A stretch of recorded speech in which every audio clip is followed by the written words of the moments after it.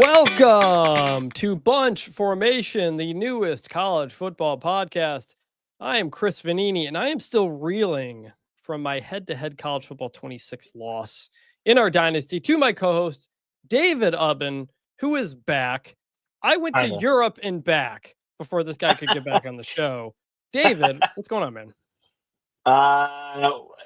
Chris, I'm in the process of moving. No one should ever move. I feel this in my bones. Wherever you are, you just need to plan on dying there. That's just what we need to do. And I hate it. And we'll save a lot of it for the end of the show. But as far as the moving industrial complex, to quote the late great Frank Costanza, I got a lot of problems with you people, and now you're going to hear about it. David is coming from an Airbnb at the moment. You're moving from Knoxville, Tennessee to Charlotte. North Carolina. I'm technically homeless right now. You're kind of like a coach. You're kind of like a coach as who's taken the new job, but hasn't got everything set. Tom Herman living in the dorms, or the coach is living out of the hotels. That's what you're doing. You're not very happy about it, which we'll get into. Well, we'll get into it later. But I'm trying to survive in a 1,000-foot Airbnb, or 1,000 square foot Airbnb with 2 toddlers and my wife and our giant golden retriever. And I've had better times. I'll just say that. We've got a loaded show today. We're going to go through kind of a bunch of news over the last week or so that David or both of us couldn't really get to, including most notably Michigan's NCAA penalties that just came out. I'm also going to look back at that Netflix SEC documentary. I watched the whole thing on my flight back from Europe. Oklahoma quarterback John Mateer's Venmo history, and a lot more, including listener Niall from Scotland has picked his college football team. We will get into that later in the mailbag. Next week, we're going to have a fun episode early in the week talking about our love for college football as we kind of get amped up for the season, kind of our paths to this point, and then it's into a week 0 preview. A reminder, Until Saturday is not coming back. Been getting a lot of messages about it. The Athletic didn't want to continue the show, but David and I wanted to keep podcasting, and the company let us do that. We wanted to keep interacting with you guys, the listeners. So we started the show a few months ago, and with the season finally here, a lot of people have reached out, so we wanted to keep letting people know that the show's numbers are going up with every episode. We can see it. It's great. So a lot of these episodes are somebody's first episode. So that's kind of why we run through this reminder every time as we kind of do a soft relaunch next week. Please tell anybody you know that this is the new show instead of Until Saturday. We've been having a lot of fun with it and looking forward to getting into the season. I know there are a lot of new college football podcasts this year, and we are grateful very much for every new listener. If you haven't checked out the show notes, we've got timestamps in there. If you want to jump ahead to another part of the show, send all feedback to bunchformationpod@gmail.com or bunchformation on all the other social medias. We read every 5-star review on the show. And David, we have 2 new ones that happened while we were gone. Before you get to those, by the way, you should leave as many reviews as you can. We love it. Yes. We love it. It helps the show. I literally yesterday looked up the Apple college football things, and we're moving up. Until Saturday is still pretty high, even though the show is not coming back. So we want to get past that. So please leave a review. Listen to the show. It helps us move up very much. But 2 5-star reviews. First one from Red Raider 806 says, I have followed Ubben since his Big 12 blog days and have always appreciated how he fairly covers all leagues with critical opinions and humor. Vannini has the same traits. If you are looking for a pod to fill that informative, funny, fair, and broad-reaching void left by the Inquirer, these are your guys. And thank you for that. A lot of people. Texas Tech fans, by the way, Texas Tech fans, they're softer right now. They're living their best life. They're just living a dream right now. So shout out to Texas Tech fans. You're much nicer now than perhaps you've been in the past. Another review from Nittany Lions Craig, who says David and Chris are excellent hosts and give an unbiased, insightful take into the college football landscape and happenings within the sport. If you are a college football fan, this podcast will entertain and educate at the same time and is well worth the listen. Perhaps the best compliment that I can give is that I've been listening to these guys for 2 years and only recently discovered that Chris grew up a Michigan fan, which speaks volumes to his professionalism. Love the show. Thanks, guys. And his hatred of ugly football.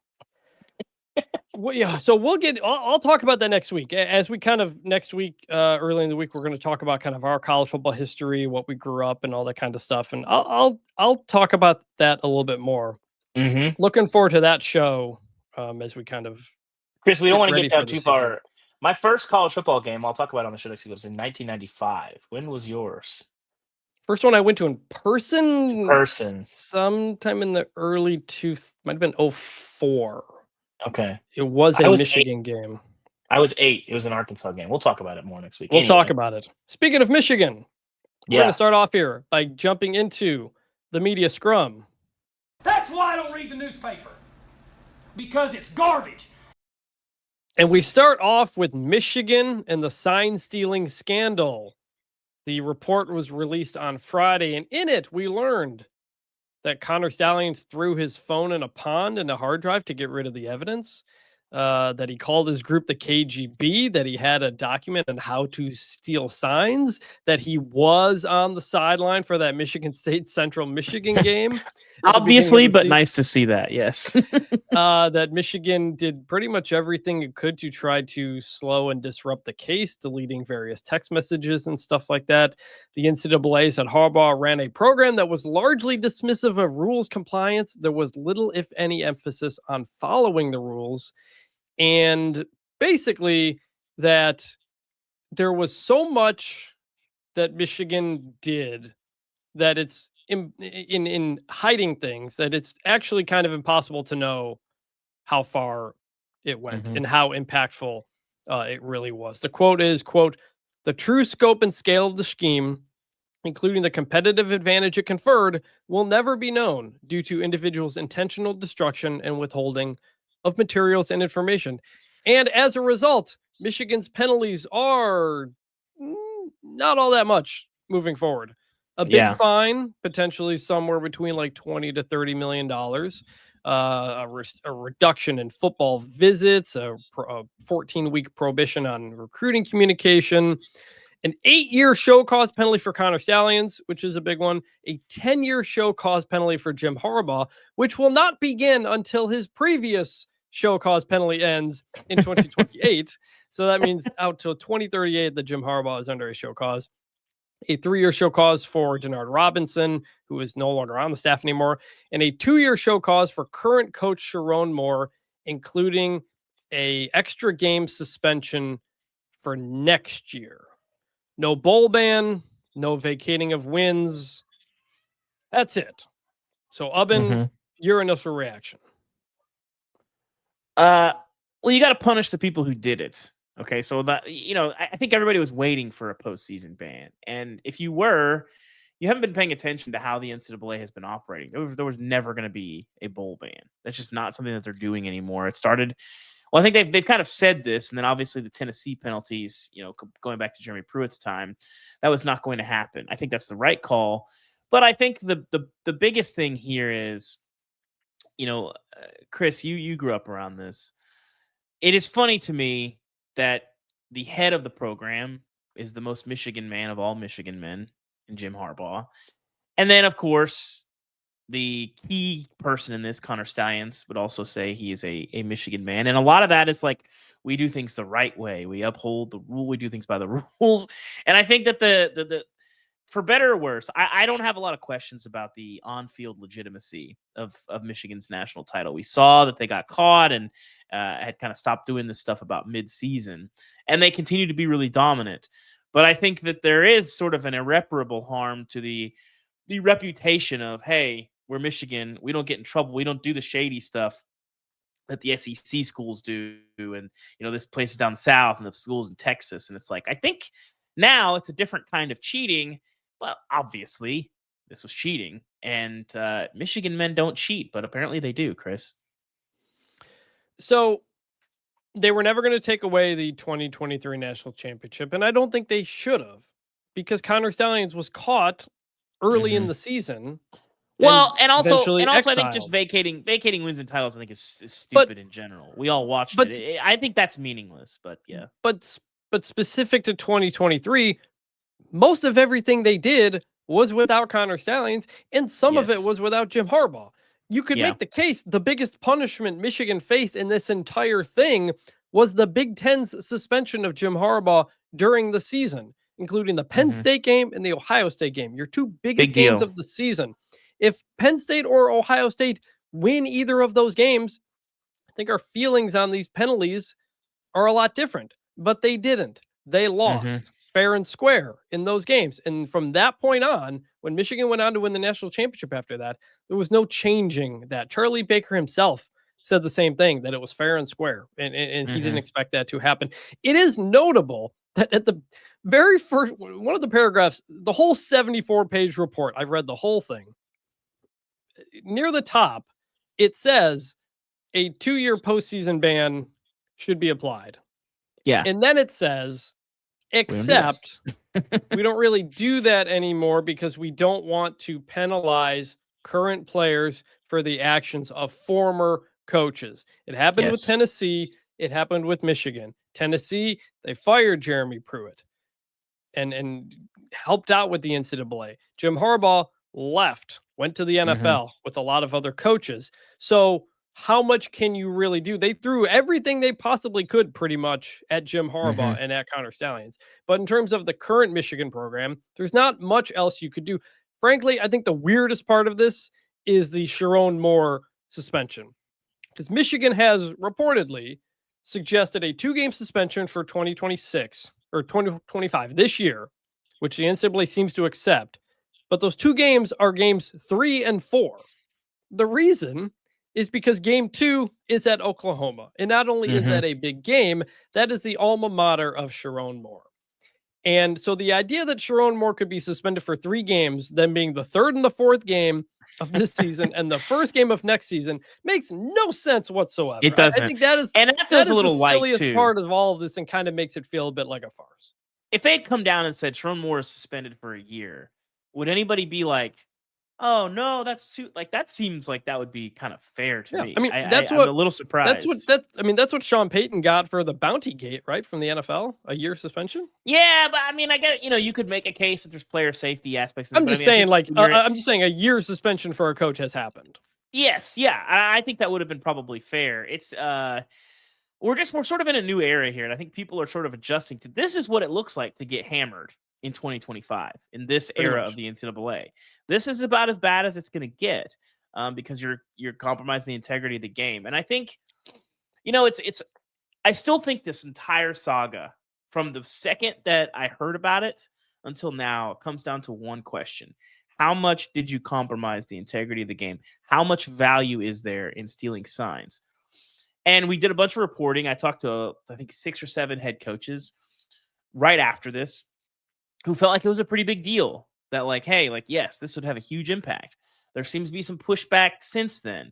But ultimately, and this is mentioned in that report, Chris, despite Connor Stallion sort of pushing back on it in some interviews, if the head coach is giving a random analyst a game ball, I think they know the value and the amount of effort when he spent $35,000 on tickets. And I think that's what the NCAA said. Like, the NCAA said, you're not creating a group of people called the KGB, asking and teaching them how to get dirty film and spending tens of thousands of dollars to do this if you don't think it's worth it, if you don't think you're getting some kind of advantage. Now, can you quantify that exactly? No, not exactly. And the committee even said that. But you're not going to these lengths unless you think it's working for you. And it's working for Connor Stallions because he's right next to Jim Harbaugh and he's getting a game ball after you beat Iowa. So I can tell you, I've covered this sport a long time. I've never heard of an analyst getting a game ball after a game. I just have never heard of that. So that's the interesting thing. So there's another part of the report where they're like, everybody in the program, kind of pretended not to know. Like, an intern brought it up to somebody and a coach said, I don't know what you're talking about. Don't talk about that. And so that happened a few different spots. This is before it became public. It says a coach from a conference member reached out to a Michigan assistant coach to say that they heard this was going on. And that coach took it to, I think, a coordinator who said, oh, I don't think we're doing that or whatever. So it was known and everybody kind of tried to turn a blind eye to it. And the blatant, the NCAA, yes, the penalties are not that much, but in the report, they do totally hammer Michigan for not paying attention to the rules like at all and actively trying to ignore them. And they skewer Harbaugh with that. And there is some reputational harm in that. If does it matter? Probably not. He's in the NFL. He might go win a Super Bowl. Who cares? But to your point about the idea that Michigan is above it all, it is very much not. And I think I grew up with that, like you said. Michigan Stadium, it doesn't have ads in the stadium. We do things the right way. Ohio State, they're the dirty cheaters. They're the ones who do this. We're not winning like Ohio State because we do things the right way. Well, it goes back to, and now you win. There's a reason why this standard is being held to Michigan, is because you said it's the same thing as when you have a head coach who is constantly talking about his faith or is constantly talking about, raising men the right way. If he goes and cheats on his wife or gets caught with hookers or whatever, there's going to be that's a bigger deal because you look like a hypocrite versus if you're a coach that like people know you're kind of a mess off the field, but you win and people put up with it. It's like why nobody cares. Like Charles Barkley is a good example of this. Like, yeah, he's done a lot of like not great things in his life, but he doesn't really advertise himself as something other than that.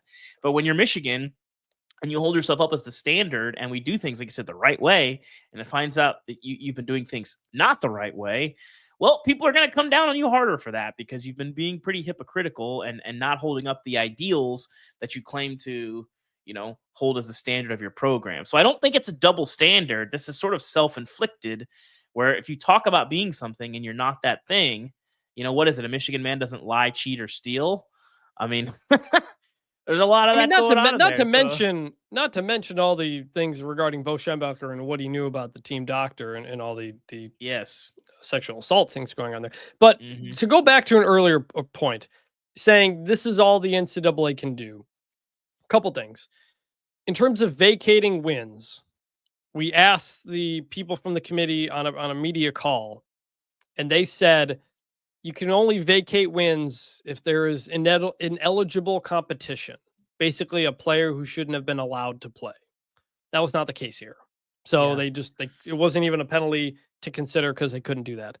The other thing is the Collegiate Sports Commission, the CSC, that is kind of like running the revenue sharing stuff now. They are tasked with revenue sharing penalties. So if you commit penalties by going over the cap or doing these other types of things, that will be the organization that doles out those penalties that could slice your salary cap for the next year, for example. The NCAA in this report admitted, like, look, normally we might cut scholarships here, but we kind of can't now or don't know if we should because there's roster limits and that type of stuff. So the changing landscape of college sports also played a role in what those penalties were. And basically, they were like, there's certain things we can and can't do. So we're going to give Michigan triple the highest fine we've ever given somebody, which is previously Tennessee. We're going to plaster Connor Stalions and Jim Harbaugh for not cooperating. We're going to give Sharon more kind of a weird penalty. And that's it. That's ultimately what it is. In terms of, so like, how do you feel about that? I mean, our friend Nicole Auerbach asked the group, like, is this not going to deter people enough? Was it worth it for Michigan? I think everybody associated with Michigan would say 100% this was worth it. And I don't think that's a good message coming out of this if you're the NCAA. Well, I think at the end of the day, now, probably not. But I think this goes back to the existential issue that college sports is facing, where there has to be a set of rules where you're not going to get sued.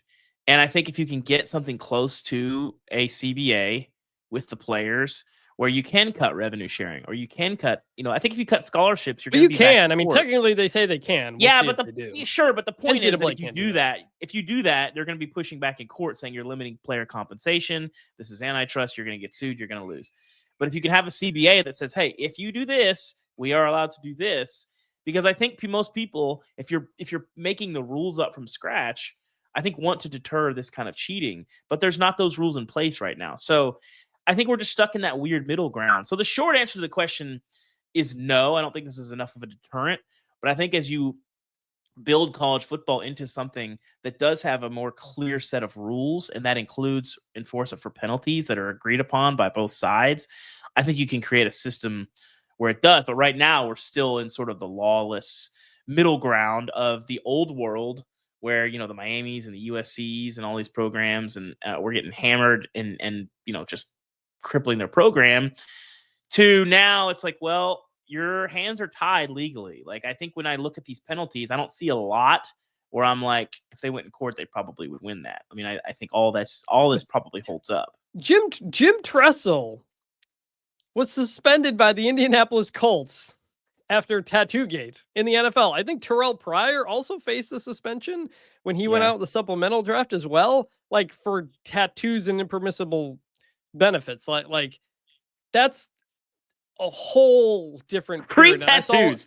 Tattoos. We're talking about hundreds of dollars here. Look, you mentioned some of them. Like, we all remember many programs getting hammered for different things, Miami, Penn State, what have you. And you say, well, what about this? What about this? The NCAA is trying not to do that anymore. It eventually gave those wins back to Penn State, I believe, that it had vacated. You know, so like the NCAA used to get hammered for penalizing the kids and the players, the Penn State kids who had nothing to do with Jerry Sandusky. You know, like, so like it's trying to change that. And the result is this, which is, if all the coaches who committed the violations are gone, you know, we'll do what we can. But if you're Tennessee, if you're proactively helping us and firing the guy and stuff like that, we won't hurt you that much. And I think that's really all they can do at this point. Specific to Sharon Moore, here's what the NCAA said about his deleting of text messages. 30 minutes after the first report came out, he deleted an entire 52-message text thread with Stalions off his personal phone. The next day, he deleted another message from a phone. He did not immediately disclose that he had deleted any messages. When questioned by enforcement staff, he initially blamed it on a storage space and then later admitted to deleting them as an emotional reaction to the news. Mm-hmm. Do you buy that? Well, yeah. I mean, I think obviously if you hear bad news about somebody, you know, and you don't want people to read your, you know, or you have messages with that person, I'm emotional. I just feel so betrayed by that person. It's like, I don't even want to see these on my phone anymore. It's certainly you wouldn't be deleting them so that you couldn't get rid of, you know, evidence, which I'm not even sure would work necessarily. Right. No, it doesn't hold up. It's stupid. You know, the emotional reaction thing. Listen, I think at this point, the facts are pretty laid bare. There was the impact, again, I think it's very debatable. I don't know what you could say, but the cheating and the effort and the cover up, fairly obvious. It's kind of open and shut at this point. I don't have any doubts over the facts of the case. You can quabble with the severity of the enforcement. You can definitely quabble with the on-field impact. I think there's a lot of debate there that I think is fair, but I do think, and so we want to talk about the 2022 season. Yeah, that's an interesting conversation. But the back half of 2023, we already talked about it. I think that title, other than you didn't do it necessarily the right way, you weren't running this like crystal clean program and pushing back on the outlaws down south. I think that's pretty that's done at this point. But I think that they did win that one fair and square, and so the national title I think holds up. You know, the Harbaugh resurgence after he was pretty much going to get fired and restructured his contract. That arc, I think, is certainly under question now. Yeah, and like, if you're Ohio State fans who are very upset about this, by the way, on the press conference, the media call for this, two Ohio State media members got through. It was all national media. I think somebody from the Detroit Free Press, and then someone from Bucknuts, who was basically scolding the committee for its decision. Bucknuts, that's the Woodward and Bernstein of our day. And then a TV reporter from Columbus as well. Notable, by the way, former Michigan assistant got their degrees, by the way. I don't know. Former Michigan assistant Chris Partridge, who's now with the Seahawks, by the way, pretty much cleared by this. He had been alleged to have committed a couple things. I think there was a report that he had destroyed evidence or whatever. Like, not the case. So somebody came out of this looking better than they did going in. Terms of the committee said that basically they'd never seen anybody fail to cooperate as much as Connor Stallions did. That was something. There were some recruiting violations in here as well, including, I think, the funniest recruiting violation I've ever seen, which was Klinkstale, one of the assistant coaches, attempted to assist prospect 2 in obtaining blue check verification on Instagram. Here's a question. I think we should close on this, Chris. Is Connor Stallions the greatest football fan in college football history? Yes. He lived out the dream that everybody who grows up a fan of a college sports team dreams of, doing everything you can to help your team win it all. This dude went to the military because he thought it would help him coach at Michigan. He was coming back from California, sleeping in his car, doing all these things to do whatever he could to get to Michigan. And even when they threw him under the bus in the middle of the 2023 season, he was still going to games and showing up and doing what he could, and just recently helping coach Bryce Underwood in his high school playoffs. So like the ultimate fan makes it and helps his team win a national championship. Connor Stallions will be a legend for Michigan football fans forever. And he wants to become he wants to get back into coaching. Like, I've talked to him. I've invited him to come on this show. He previously had agreed to come on our old show, and then the old show got canceled. He has an open invitation to come on the show. Come on, bunch formation. Let's hear it. Let's do it. But he lived the dream that every fan would have. And whatever his life ends up being, he will have this. And Michigan fans will love him for that. How many people at the center of cheating scandals will be held up as heroes forever? I mean, most of the time, it's like most of those people become pariahs. And I think obviously he'll have to keep his arm's length from the program itself.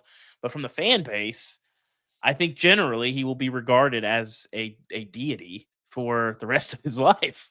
And I'm thinking about SMU, from a fan perspective, I guess probably deservedly so. Yeah, and the last thing I would say is, like, Ohio State fans are really mad about this. It ultimately comes down to this. You had a chance to stop them from winning the national championship. You played them. They didn't have their head coach. You lost. That was it. That was the moment that you could have derailed everything for Michigan and sent them into a tailspin where they'd be on some crusade against the NCAA and the Big Ten and Tony Petitti for ruining this national championship and taking it away.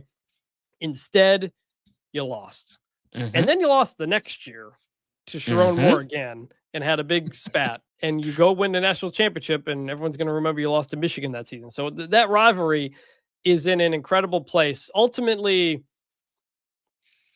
what is the lesson from this? I think the lesson is certain aspects of cheating and not cooperating can pay off if you finish the job.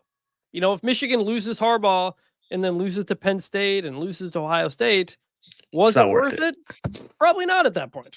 The cost is you got a national championship. You cost, I think, the program a decent bit of its sort of reputation. Whether or not you care about that is probably a matter of perspective. I think there's some Michigan fans who probably do care about that, who might say, I don't know if this was worth it. I think those people are probably in the minority if you're hanging a banner. And with that, we'll move into some other big news kind of that happened this week. Oklahoma quarterback John Mateer and his public Venmo history. Speaking of public Venmos, remember when people were looking through Connor Stallion's Venmo back in the day? Now it's John Mateer. Folks, put your Venmo notifications in well, no, Chris. No, I've done some Venmo stalking on some reporting this summer. Please don't put your Venmo transactions on private. Whatever sketchy things you're doing, please put them out on Front Street. It helps reporters. It makes things a lot easier for us. So please, if you're doing anything weird or sketchy on Venmo, please put yours out there. I was telling the guys in a group chat, I have a parade of private payments to young college girls, but they're all for nanny and babysitting, and I make them private because it doesn't look great. That's true. Whatever, jokes, whatever. It's the idea of public transactions now seems insane to me. So, I had lunch with an athletic director this week, and they said that they delete their texts and emails and stuff on a scheduled basis. And I was like, Don't do that. I need to see that stuff in a FOIA. So don't make your stuff private, people. Okay, but John Mateer. So Oklahoma quarterback, Monday night, the first place I saw it was this like fake Deadspin Twitter account was posting 2 Venmo payments from someone, supposedly John Mateer, in 2022 to someone named Richard Roeder, and described the payments, which were not very much. It was like $20 or something like that, for sports gambling. And one of which said UCLA versus USC, which had happened the day prior. Yeah. Mateer played at Washington State with 2 offensive linemen, twin brothers, Landon and Luke Roten. And I believe Landon is a middle name. His first name is Richard. That's also their dad's name. So that's probably who this was. And the account went private late Monday night. And then Tuesday, everybody's like, all right, like what's kind of going on here? And Mateer releases a statement, says the Venmo descriptions were inside jokes between him and his friends. He's never bet on sports, but he understands that taken out of context, they suggested otherwise.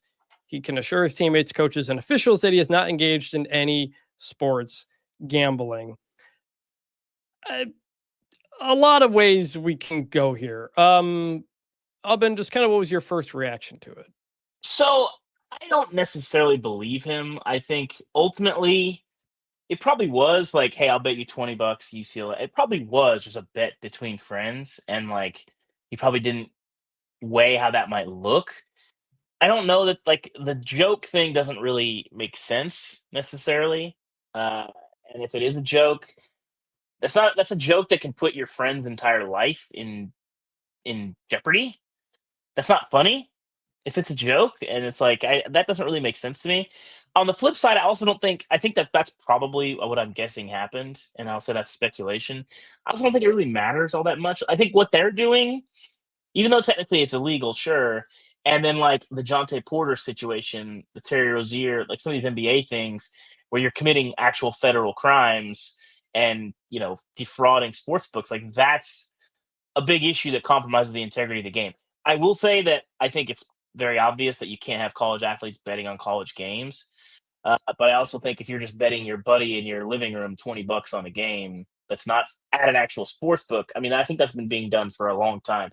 So, yeah, I mean, it sort of has to dance this line of like, yeah, you shouldn't do it, but also I think in the context of this, it probably doesn't matter all that much if you're just like messing around with your friends. But I don't really buy the inside joke explanation. Really, it doesn't really make sense.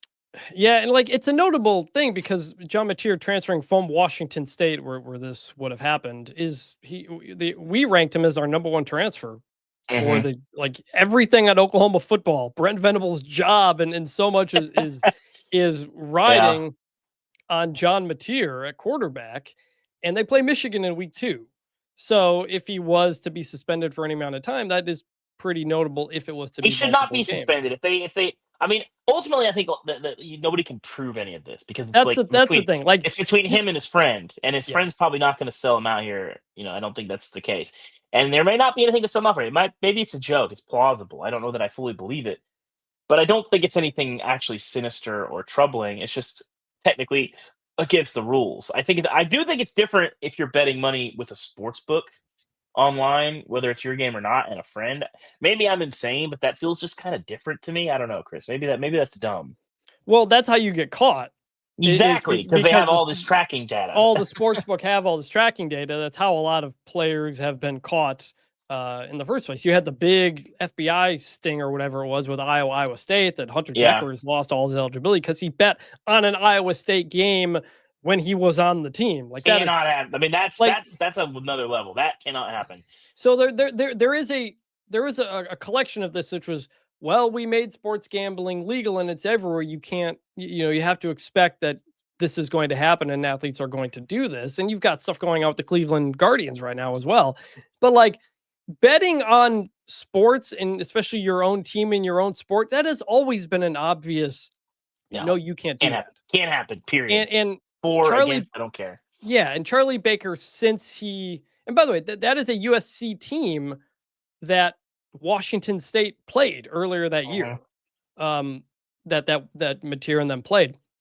Charlie Baker, since he became NCAA president, has been trying to pull back on penalties for gambling, lessening certain penalties and stuff like that. Because it used to be any gambling, permanent ineligibility. Like that's what the rule was. And so he's pulling back on some of that. And in the summer, the D1 Council put forth a proposal to allow college athletes to bet on pro sports where it's legal, but continue the ban on college sports. And so like the NCAA is saying, look, like it is legal and it's part of the culture. We're trying to maybe not be so hard on it, but ultimately I don't think anything will come from this for Mateer. I don't think anything necessarily should unless you can prove something actually sinister happened, which I don't think it did, and I don't think you could. Even if it did, I don't think you could prove it. It's literally between two guys. So yeah, and I mean, Mateer said like I have not done any sports gambling, so like if somebody finds something else he did, then that opens up a who knows what. Well, it's like so I think the comparison here would be like, so let's say okay, you play a poker game with friends before you're 18 and everybody's putting $20 in the pot. Okay. Yeah. That's illegal. That's like not allowed by law. But if you have a fake ID and you go to a casino and you're playing poker, I think those are different things to me. And maybe that's dumb, but I feel like that's just like pragmatically understanding how people work. And that's going to take us into the next segment, which was that SEC Netflix documentary where there was a poker game between players, and they were like, look, the FBI is not barging down the door for guys just playing some poker with each other, which is true. Ultimately, like it is like the lines get blurred and you just hope it really was a one-off thing with his teammate, if it was even that, or if it's an inside joke, which is what he says it was. I don't know. It is like, I don't know. I can, part of me can kind of buy the idea that like writing sports gambling is so obviously stupid to do that like there is a part of me that could believe that. Well, I will say, Chris, we're podcasters in the moment, but we are both reporters by trade. And I think one thing, I mean, the baseline is follow the money. But the second thing is never think someone is too dumb to have done something because people will surprise you. Mm-hmm. I just think, again, I just don't think that there is any real harm done here. I think you got to say, like, we can't prove it. I think if you could prove it at a $20 bet at DraftKings on UCLA USC, that's probably suspendable to me. Like, you can't have that. But if it's just two friends messing around, I don't know. Maybe I'm dumb. I just think it's a different thing. And I don't know. But ultimately, don't do this. Don't put yourself in this position. Athletes, don't do it. And I can tell you, like, we are still looking into it. Like I found out that Landon's name was Richard through some random family page I found online. So we will see. We will see what happens from there after that. But speaking of that SEC Netflix documentary, I watched the whole thing on my flight back from Europe. And it was 7 episodes. They're about 45 minutes long. And, this didn't even come out that this was happening until after the season, until like after it had all been filmed and stuff like that. Well, technically, Chris, myself and Seth Emerson broke this last June. Okay, that's what it was. Like 15 months ago. But yeah. Okay. But my overall thought on this, I thought it was extremely boring. Outside of a couple of things. We got a lot of Shane Beamer in South Carolina was good. We got a good amount of Diego Pavia Vanderbilt that was good. So much Brian Kelly. And like the rest of it was like kind of whatever. I didn't get a feel for what it's really like to be in any of these programs. I didn't get a feel for what it's like in these SEC college towns. And I think the biggest problem for me was it was either too much or not enough. Because you had like 12 teams over 7 episodes. So you didn't really get deep with most of them. You throw in Tennessee and Kentucky and Mississippi State very late. And it's like, I'm not invested in these guys at this point. Yeah. You had none of the top teams. You didn't have Alabama, Georgia, Texas, Ole Miss. And Alabama had one of the most interesting seasons of anybody in the country last year. So yeah, so that was my first reaction, because the same week, Netflix had a WWE behind the scenes documentary that I thought was really good. Mm-hmm. This kind of bored me. What did you think? So I'll start by I'm concerned that college football fans are not the target audience for this show. I think that's where I would start. Is like, if you consumed the season and you understand all the things that they're talking about, there's an element of this is really basic that I don't really need to see. I don't like when you're building up this Vanderbilt situation going into the Alabama game, there's no suspense as a college football fan of like, wow, man, they think they can do that? And I think it's different when you had people coming in, because I would compare this one to obviously the F1 show made by the same production company, Box to Box. And that created a lot of American F1 fans. I found that show kind of boring, but I also don't really like cars, and I don't really like car racing. I tried to watch it because so many people were watching it, and I just didn't like it. Same. And so, that's fine. People can like it. But I think obviously the gold standard, at least for me, was Last Chance U, where you did get a feel for this is what it's like in these towns for these players. You're seeing them like in the dorms. You're seeing like, Scuba, Mississippi is not necessarily somewhere that you would like to end up. You understand why the players want to get out of there. So the show felt a little, I won't say authentic, but like we didn't talk about players and the money aspect. The fact that some of these guys are millionaires. And, there's just like literally an existence that didn't. That's not a thing until like 4 years ago, and maybe you're even 2 or 3. And secondly, wait. You see the car DJ Lagway is driving. Yeah, and it's like we're just it's fine. We're not even gonna talk about it. And so like there's that where it's like there's a really interesting aspect of the player experience that's never been a thing before. That's sort of ignored by the show. And secondly, to me, the biggest sin of the show was they lost all of the fun of the sport. It was a lot of like, this is life and death. The fans are so intense. If you lose, everyone wants to run you out of town. And if you win, you're a god. And all those things are kind of true. But when they're beating you over the head with it, like I always say that college football is just a game, but it is so much more, and it means so much to the communities. And I feel like we didn't get to know, like, I would like to get to know some of the fans. And, like, who are these people that are screaming at Shane Beamer that he needs to get fired? And, like, the people that are going to be, like, the ride or dies, like, the guys that are meeting in the coffee shops on, every morning. Like, and maybe that's because it's hard to do that for a whole league.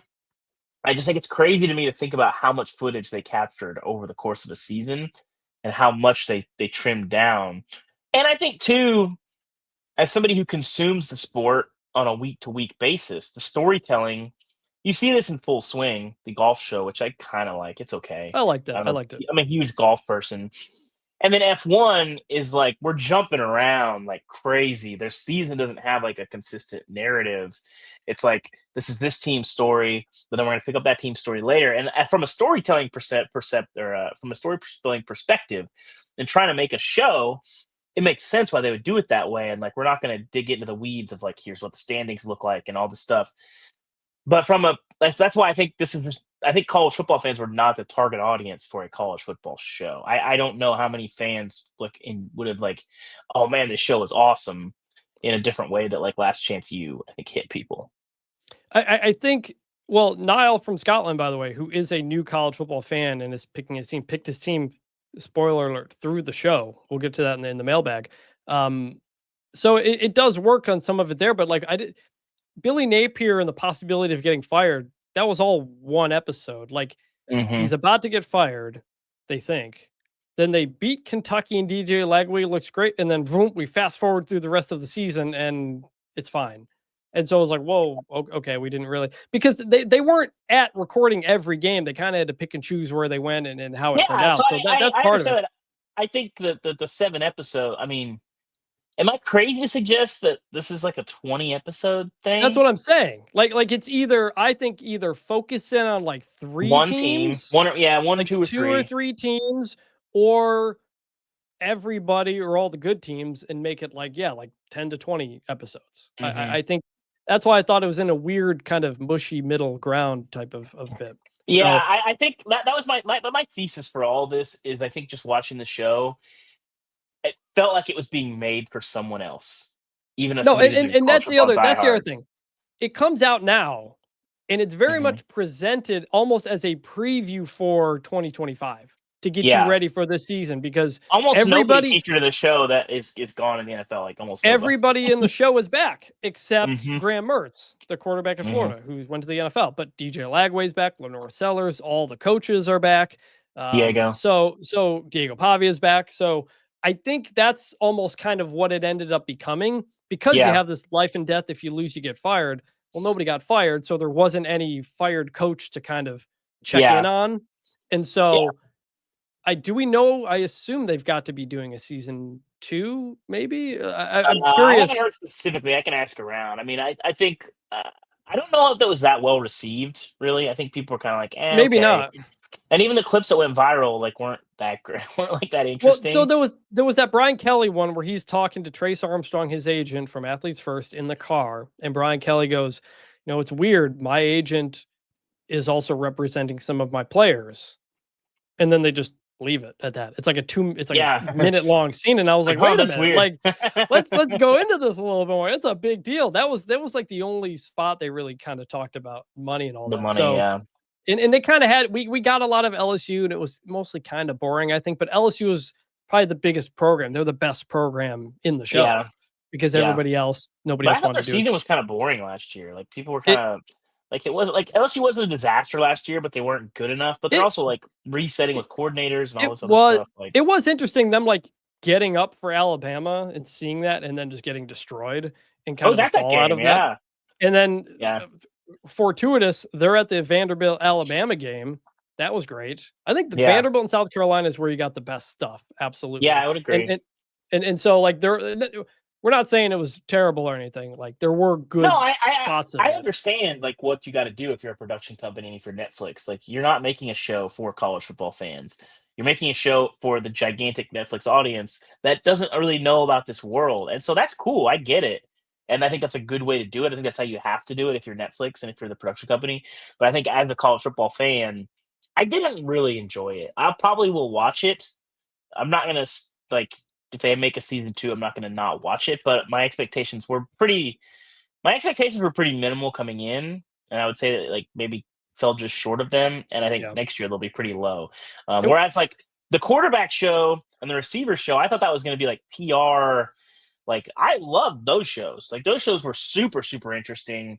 Where I thought it was just going to be like an infomercial for like Jared Goff, or like whoever was mhm. on season 1, and it was not that at all. Like the Kirk Cousins stuff in season 1 was like super super compelling, and so I was Yeah. hopeful that we get that, but obviously completely different production companies and all Yeah. this different stuff. But I think you have to, like I said, when we're talking about this Netflix show, it's going to be naturally compared to those shows and Last Chance Yes. U and the F1 show and the golf show, and I think of those, it's probably my least favorite one, which was a little surprising. Yeah. And look, like ESPN Plus does team documentaries. Amazon did one on Michigan once. There's so many Yeah. sports documentaries out there. Some good, some not so much. So, but with that, tied into that, let's jump into the mailbag. I'm not going to, so quit asking. We're going to start with Niall from Scotland. So for new listeners, Niall was an NFL fan. He got into college football, kind of ended up being through the video game and stuff. And early in the show, he sent in an email asking who he should pick as his team. We gave him some recommendations. He was going to take his time with it. I got an email from him recently.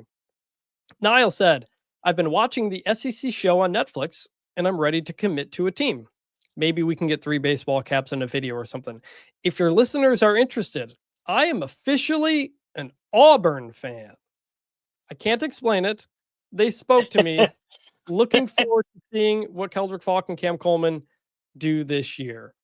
He also Niall. followed up to tell me that he made his choice midway through the show, but that he also was liked Shane Beamer and Texas A&M, and those were some of the other teams as well. And he added, "I'd been playing CFB 26 with Auburn a bit. I like the fact that they're a storied program who haven't necessarily hit the heights recently. They've got a good rival to hate in Alabama. I think they'll be a fun ride." David, what do Yeah, you Niall, my guy. Um, Who wa so well, so some of the so teams suggested. We had suggested, I think, Ole Miss, Oregon. I threw A&M in there. A&M was in there. Auburn was definitely not in there. I don't know if remember. I think we had Boise in there. So yeah, Auburn. What do you think? So from a trajectory standpoint, tremendous pick. You're buying into the Hugh Freeze. You're going to experience the fullness of Auburn football, right? That's what you're sort of hoping at this point. I'm skeptical that will be the case. We'll see. It's kind of a do or die sort of year for the fighting Hugh Freezes. But secondly, I would just say two things. One, if he had Googled the head coach, or two, if he knows a lot about why he's one of people's least favorite coaches in college football. Like, listen, Hugh Freeze is who he is. He's sort of unapologetic about it. Not exactly somebody that most college football fans rally around or enjoy succeeding. You can take issue with that if you would like, but that's the reality. He is not particularly well liked among college football fans. I would say also coaches as well. Auburn, an odd pick, Niall. I don't know about that one, my guy. So I get it. I get it because when I was going through my process of picking a English Premier League team after the 2010 World Cup, I didn't want a team that wins all the time. I wanted a team that was a kind of a tier lower that was going to, periodically compete to win. Mm-hmm. And I liked the little brother aspect. I picked Manchester City because they weren't Manchester United, the big team. Mm-hmm. And so I didn't realize Manchester City was owned by a oil country and was going to go on the run that it did. I did get in before they had won anything, for the record. But so you support terrorism, that's what you're saying, basically. So I understand that the idea of like, all right, they're the underdog in the rivalry, they're number 2 in the state, but they have, competed and won a national championship in the last 15 years mm-hmm. twice. So like I see those pieces. Do you think Hugh Freeze has ever been to Scotland to play golf? I hope he has. Sounds amazing. I will defend to the death Hugh Freeze's right to take to the links. I think from a football perspective, I will say all of the Auburn teams, like when they're good or bad, they are very fun. Like they're pretty interesting. Like the Harsin years were like the least interesting Auburn has been on or off the field. Like watching them was like, ugh, like this sucks. And we had really fun players. Like Tank Bigsby, really good player. And you're just like, this is not like fun at all. And then you look at obviously the Chiswick run, some of Gus's teams, like we're really fun teams. And so I think that's good for him. This year has the potential to be a really fun team. I'm quietly buying a lot of Jackson Arnold stock. I'm not telling people about it, but I'm buying it and stowing it under the bed. And if it works, I'll be pulling it out and I'm showing you all of my Jackson Arnold stock because I think there's such a better situation, a better offense, and obviously now you have some offensive line and some receivers to throw to.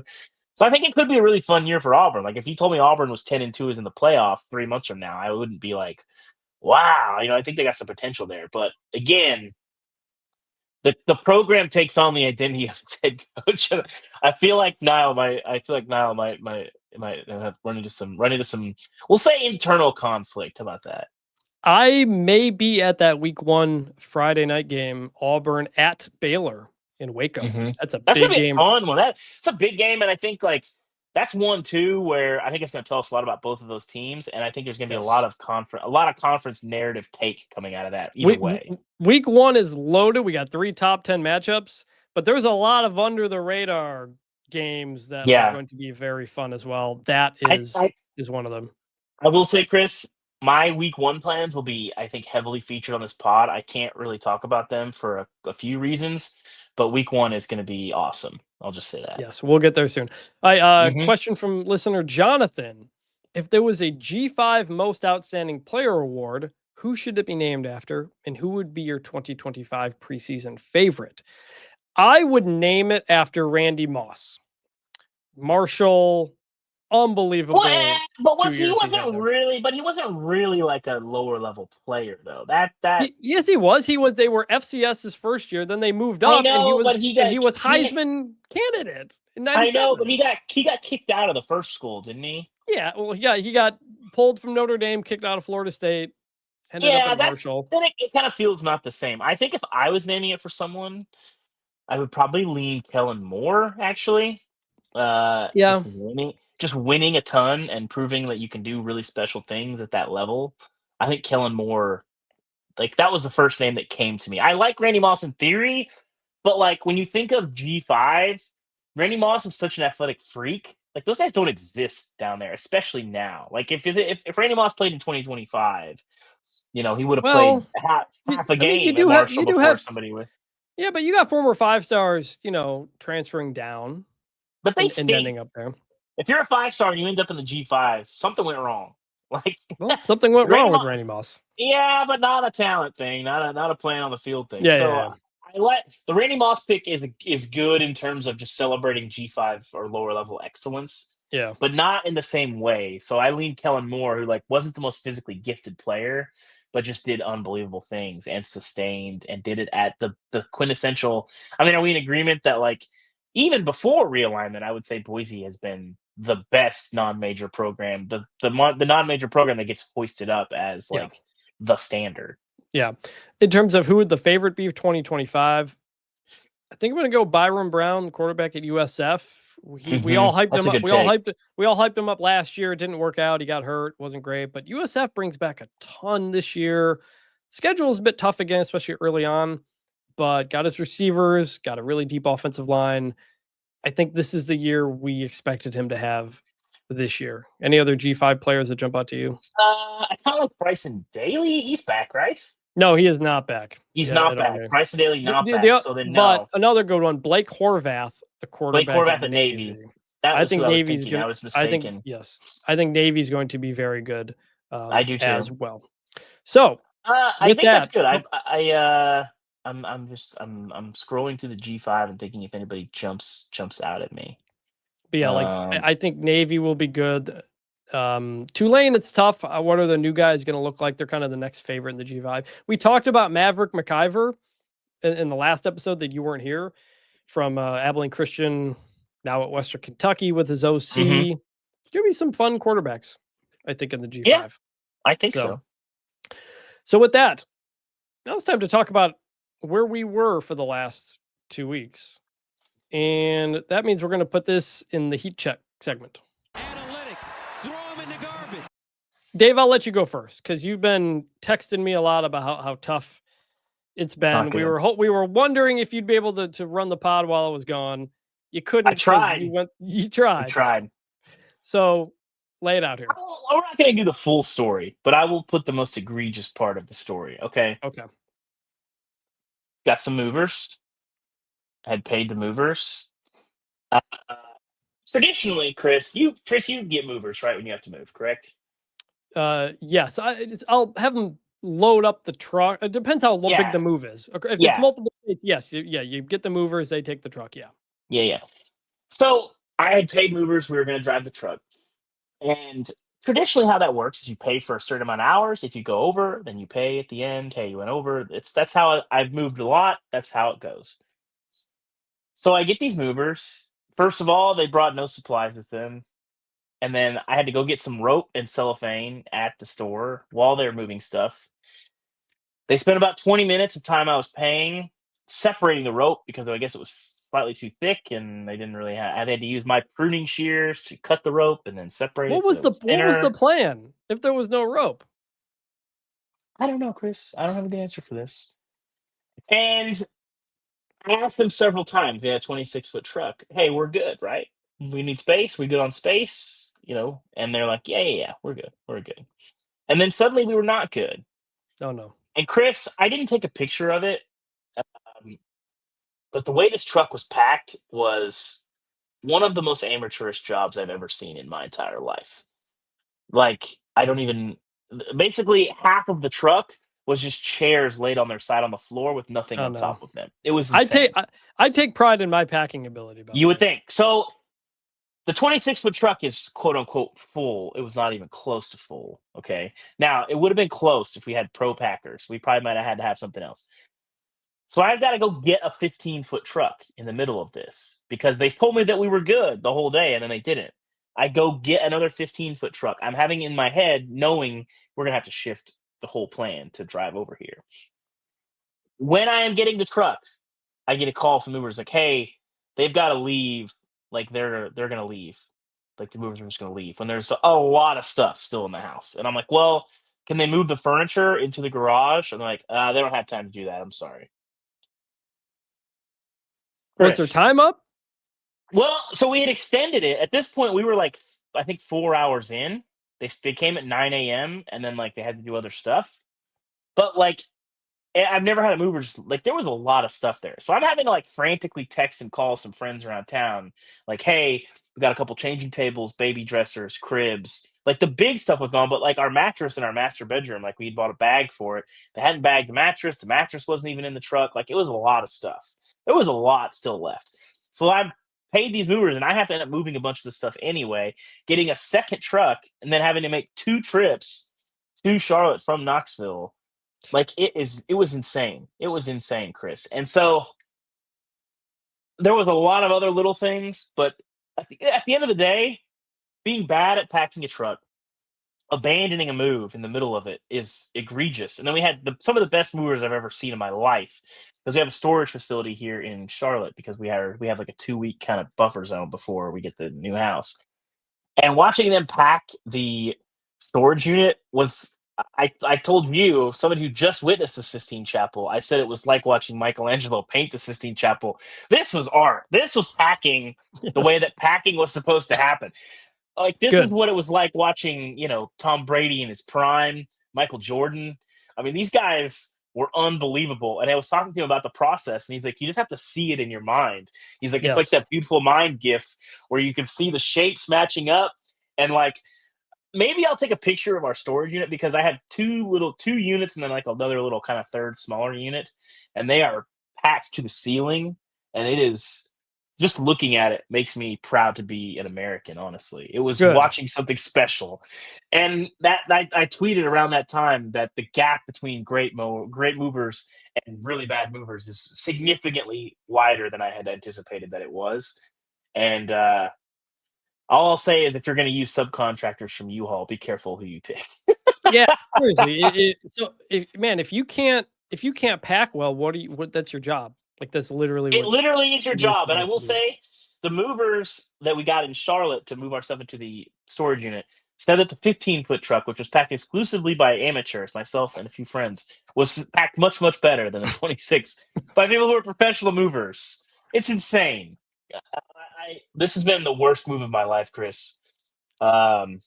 I don't even know. And then I think I grossly underestimated how impossible it is to move with a 3-year-old and a 1-year-old. Like that's the other thing. You can't get anything done. And it was like the worst part of it is over. We don't get the new house for another couple weeks, but I went and looked at it. We went there around there today. My wife had not actually seen the physical house yet, so she was excited. We're gonna be okay. But Chris, I was in some dark places this week, man. I would not have been in potting shit. If I had come in here and tried to podcast, it would have just sounded like an Elliott Smith record. I think people would have just not been in a good place. Yeah, you were not in a good place. I was in a great place. Not gonna lie. Tell us about your European vacation, Chris. I went to Rome. I went to Naples. I went to Paris. I'd never been to Europe. I'd never been to another continent, and it was perfect. Weather was perfect. Hotels were perfect. Everything we hit everything. This is the opposite of moving, I think, Chris. That's what this I saw the. Well, that's the thing. Like going to another place with just a suitcase, way easier than a whole truck of stuff. I saw the actual Sistine Chapel. In Italy, I got several times, and I took pride in this. I got confused for being an actual Italian, which is good. Impressive. It's a Vannini. Yes.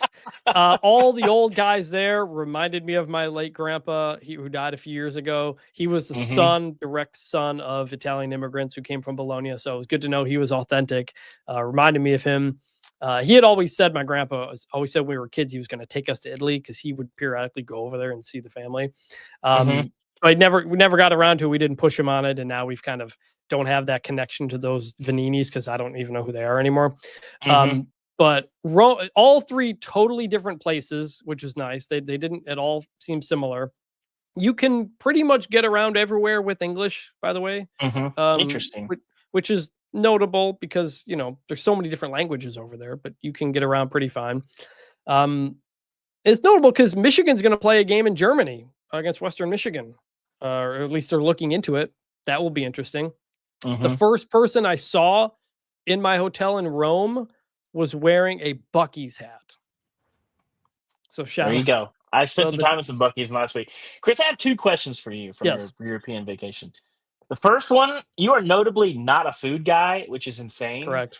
Yeah. Are you still not a food guy after having been to? Because if I went to those places in Europe, I would mostly be talking about the food. Well, Did you soften on this? the other thing is that all these places were exactly as stereotypical as you think they are. Literally every other shop in Italy is a pizzeria, Yeah. and all the pizza's great. In Naples, they grow the tomatoes are on the base of Mount Vesuvius. And Okay. that in the tomatoes there were incredible. Best pizza I've ever had was indeed in Italy. Look at this. Chris, you might be coming around. You might be becoming a food guy. My second question for you. I would call myself an art appreciator. I can get the significance. It's cool. I don't particularly like it necessarily. Like, I'll enjoy going to a museum once in a while, but it doesn't really do much for me. The Sistine Chapel hit, Chris. Yes and no. Yes, because you're like, whoa, that's it. That's the thing. But a little bit no, because it was not nearly as big as I thought it was.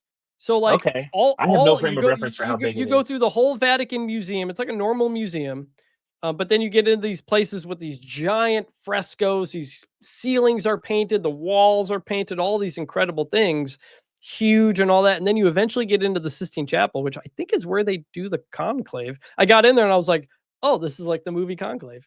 And it's actually the Sistine Chapel and then the painting up there. It's actually pretty small, compared to all the other things. Maybe it's just because it was so much higher up. But it's also a dark room compared to all the others. And you're not allowed to take pictures. But I snuck one in there. Why is that? I don't know. It kind of felt like the Masters, where they want to keep it, old school, no phones, all this kind of stuff. Like, you could have your phone in there and they would just tell people, no pictures or what. They're not going to arrest you or anything. But it felt like they did treat that area different than all the other areas. So probably less pimento cheese, I'm guessing. Between that and I went to the Louvre and I saw the Mona Lisa, which was actually easier than I thought it'd be. It's just kind of a crowd of people. Kind of sucks, actually. It was fine. I was just like, oh, that's it. You just kind of wiggle your way through a crowd of people and you get up close, you take a picture, and you're like, all right, that's cool. Didn't throw any soup on it or anything like that. But in terms of art in general, I was much more impressed by just the big ones. Just man, this took a lot of work. It looks really good. The ceilings and all that, as opposed to just we went through, saw a million little paintings on the wall, and I was like, whatever, this all looks the same to me. I don't really care. You sound like an SEC defensive line coach, Chris. Yeah, but it was legit impressive. Some of the big ones, like the Napoleon crowning painting. That thing's gigantic. That was in the Louvre as well. So had to do that. Site of the Da Vinci Code. I retraced some of it because I like that stupid movie. I don't like that movie at all. It sucks. Yeah. And so that was good. Did not see much college football, if anything, anywhere. Actually, I was kind of surprised. Saw a handful of mostly NFL hats and stuff like that. I saw a Detroit Tigers guy. But it really was a total disconnect from work, from college football. It was great because the time difference, the first half of the day, nothing's happening on Twitter, so I'm not on my phone. That was refreshing.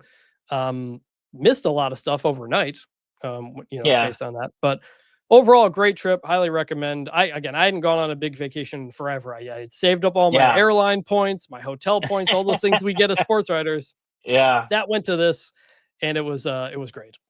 I have not been much to Western Europe. I've been to a ton of Eastern Europe, Germany, Austria, really, all those, with Switzerland, all those places. I have not been to Western, so it's on my list. But I did study abroad in Australia, so yeah.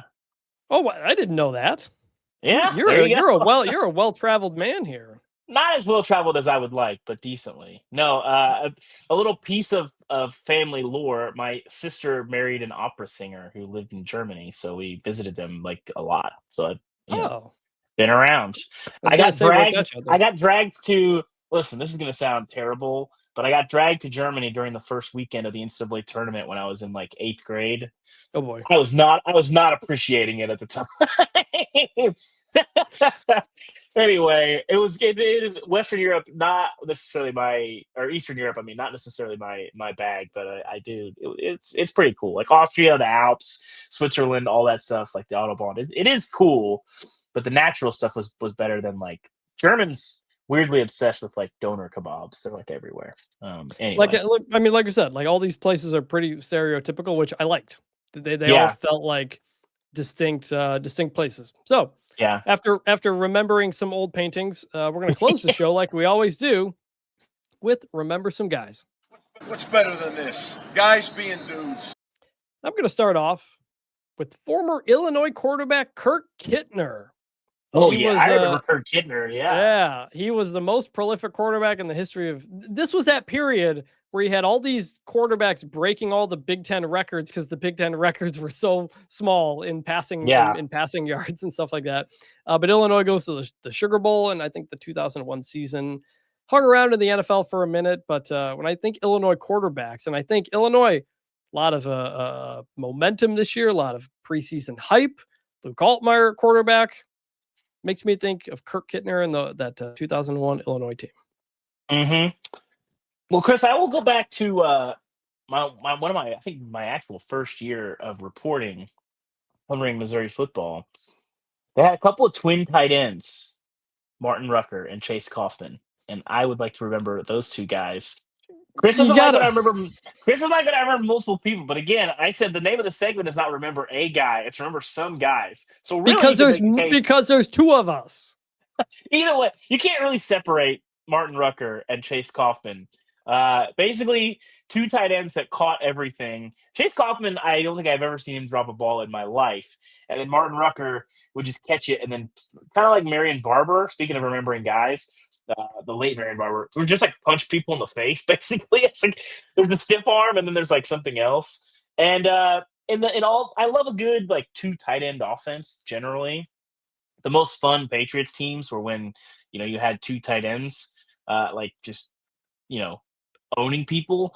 And Missouri had like a little bit of mix but that offense, like the Gary Pinkel offense that he kind of built Missouri on, was super interesting because there's elements of it.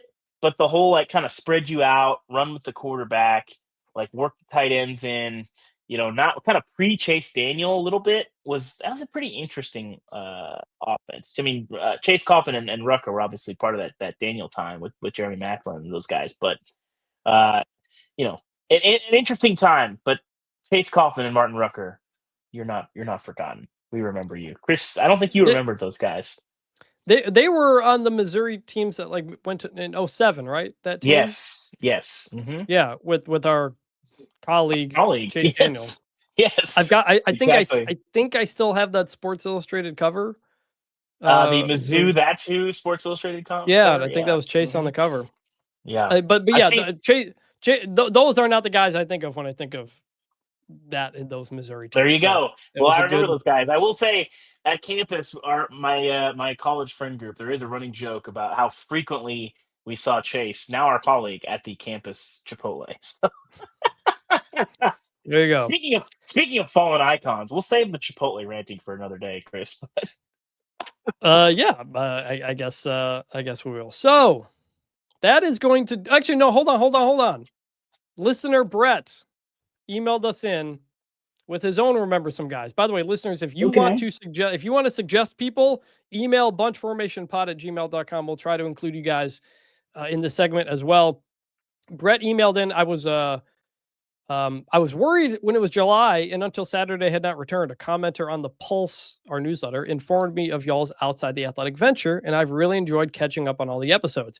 I'd like to nominate two former UAB quarterbacks, Joe Webb. Webb and Darnell Hackney for Remember Some Guys. Can I listen? Hold on. Okay. Both played at a high level in an almost unrecognizable Conference USA with the added burden of Watson Brown as their head coach. Looking forward to more great work from you both. Thank you, Brett. I remember Watson Brown. Joe Hackney, I don't. My memory of Joe Webb, and Chris, you might have experienced this as well, maybe the most controversial fantasy football player of all time, because he accidentally became the Vikings starting quarterback, but he was listed as a receiver I took advantage of this. Our fantasy league, this was like 2009, almost came to blows over this issue. It was a problem. And I ended up riding Joe Webb to a fantasy championship. I think he got me in the playoffs. I think won a playoff game for me because he was starting at quarterback and putting up like 12 to 18 points. But if that's your receiver 3, that's pretty good. So Joe Webb, thank you for your service. Listen, that every time I hear Joe Webb, I smile and I think about like we were reminiscing because our college fantasy league. This is our 20th year playing together, and that almost broke apart the league. I will say, Joe Webb. We can't have been the only because it was very controversial. We can't have been the only fantasy league that almost broke up over Joe Webb. But I very much remember him. But unfortunately, as a Vikings quarterback. That's a good point. So if you want to send in your own Remember Some Guys, bunchformationpod@gmail.com for that and any other feedback. Guys, we have football next week. Yep. Week 0. It's finally good here. Games. Good games, week 0. We'll get into those, I think, later in the week. Early in the week, you and I will be back together to kind of just go through our college football history together, why we love the sport, why we do this for a career, and just kind of talk about how much we love college football in a period of time when I think there's so much talk about the things that people don't like about college football or all the problems it has. As we're at the season, I want to talk about all the things that we love. So we will do that next week. We're back up and running. Appreciate everybody who survived that period of time where both of us were out, but we are back. Looking forward to the season and talking some actual college football. We appreciate every single listener to the show. Every episode's got new people. I'm loving seeing where the numbers are going, the feedback we're getting from you guys. Please keep that coming because we are enjoying the heck out of this. So, for David Ubben, I'm Chris Vannini. We will talk to you next week. I'm hoping to bring back the turnover chain, but it's in my storage facility somewhere. We'll find it.